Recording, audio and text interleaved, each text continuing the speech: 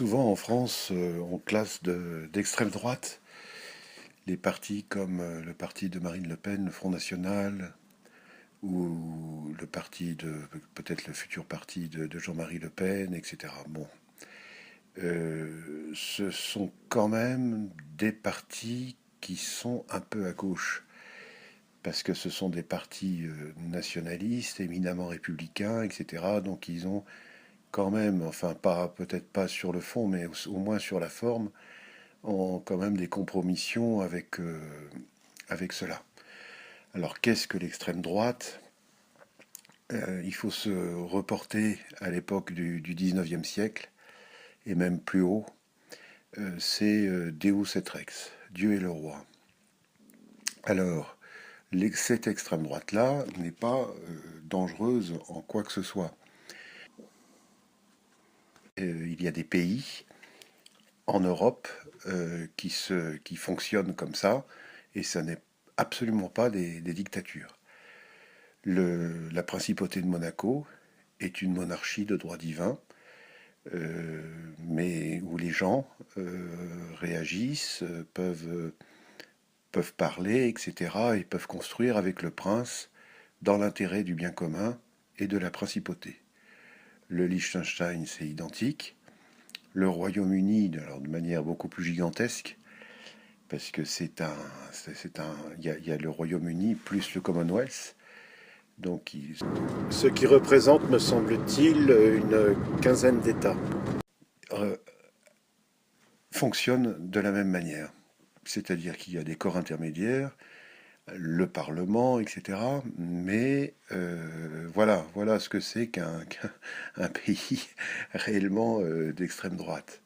Mais quand on parle du nazisme, etc., du fascisme italien, ce sont éminemment des partis de gauche.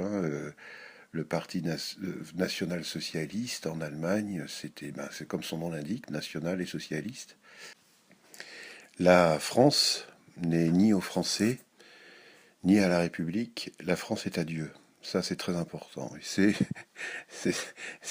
c'est ça l'extrême droite. Il est évident qu'aujourd'hui, les partis qui se réclament quand même de revenir à la souveraineté nationale, donc il n'y en a pas 36, hein, c'est le Front National, peut-être le futur parti de Jean-Marie Le Pen, on ne sait pas, enfin c'est un mouvement, Nicolas Dupont-Aignan, mais il y a aussi à gauche Monsieur Chevènement, mais qui malheureusement au niveau politique n'existe pratiquement plus. Il faut bien se rendre compte d'une chose, c'est qu'à l'époque de Maastricht et après, il y a eu un certain nombre d'hommes politiques, que ce soit à gauche ou à droite, qui étaient pour l'Europe des nations. Donc à droite, il y avait Monsieur Pasqua, Monsieur De Villiers, Monsieur Le Pen, donc que l'on classe à l'extrême droite, mais il y avait aussi Monsieur Seguin. Tous ont été balayés d'une manière ou d'une autre, sauf donc le Front National. Et à gauche, il y avait le parti qui existe toujours, hein, mais un micro-parti, le parti de Monsieur Chevènement, mais qui n'existe pratiquement plus vraiment en politique.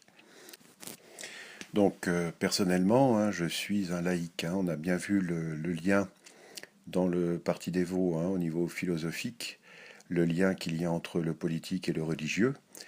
Donc je suis un pauvre laïc. Et j'ai toujours cru, depuis l'âge de 7 ans, je suis pratiquant. Enfin, je pratiquais avant, mais de manière consciente depuis l'âge de 7 ans. J'ai douté de moi, mais je n'ai jamais douté de Dieu. Mais c'est pas tellement de l'humilité, c'est plutôt de l'orgueil.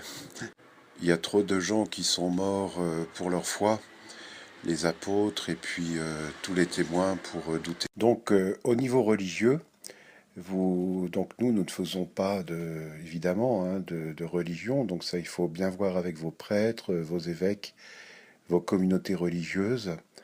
Ce n'est pas du tout notre rôle. Hein. Vous devez, enfin, ceux qui veulent s'investir pour leur salut, pour eux-mêmes et puis pour la France aussi, évidemment, et puis pour leur famille, etc., doivent se faire aider dans leur paroisse. Il faut regarder, hein, il y a beaucoup de choses quand même qui existent en France.